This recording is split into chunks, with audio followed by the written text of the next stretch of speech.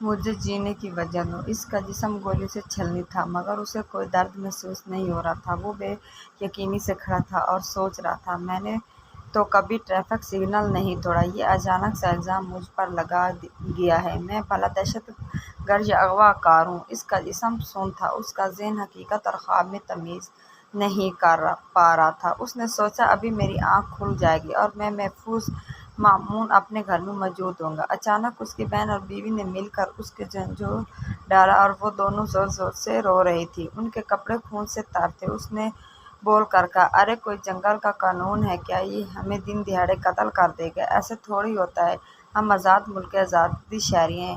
مگر اس کی بیوی اور بہن کی آواز سے پتہ چل رہا تھا کہ کوئی انہونی ہو چکی ہے۔ ارد گرد کے درختوں سے پرندے اڑ گئے تھے۔ پوری فضا پرسوگواری طاری تھی۔ وہ چونک سا گیا۔ دونوں خوف کے مارے پیلی پھٹک پڑ چیخیں تھیں۔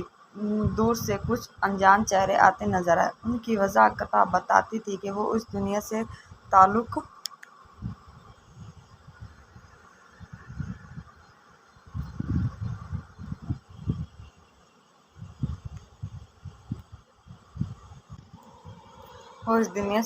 نہیں رکھتے تھے۔ آنے والوں کے کندھے جھکے ہوئے تھے، ان کی آنکھیں نیچی تھیں۔ وہ دھیمی آواز میں بولے، چلو باس، اب اس دنیا سے تمہارا رابطہ ختم ہو گیا ہے، ہمارے ساتھ چلو۔ اس کی بیوی نے چلا کر کہا، میں ہرگز نہیں جاؤں گی، میری پریوں کو رات کو کہانی سنے بغیر نیند نہیں آتی، میرا چاند روز مجھ سے لوری سنتا ہے۔ آنے والوں کے چہرے متغیر سے ہو گئے مگر وہ وسطیٰ سے بولے، دیکھو اب تمہارا خاکی پنجرہ خالی ہو گیا ہے۔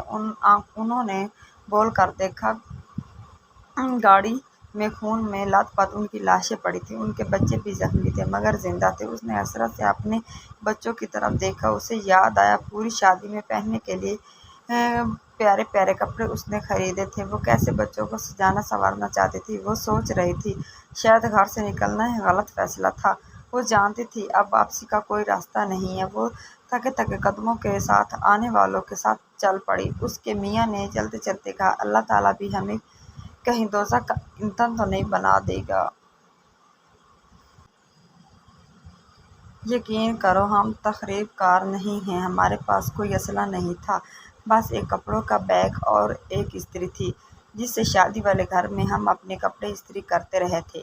اس کی بہن ہچکیاں لیتے ہوئے بولی، میاں نے تو گاڑی روک دی تھی ان کے تیور دے کر، ان کو کہا تھا کہ پیسے لے لو مگر ہمیں جانے دو، مگر ان ظالموں نے ایک نہ سنی اور فائر کھول دیے۔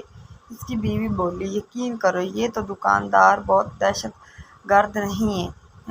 ہیڈ فرشتے نے اپنے آنسو صاف کیے اور مدھم لہجے میں بولے، ہم سب جانتے ہیں، خدارا ہمارا کام اور مشکل مت کرو۔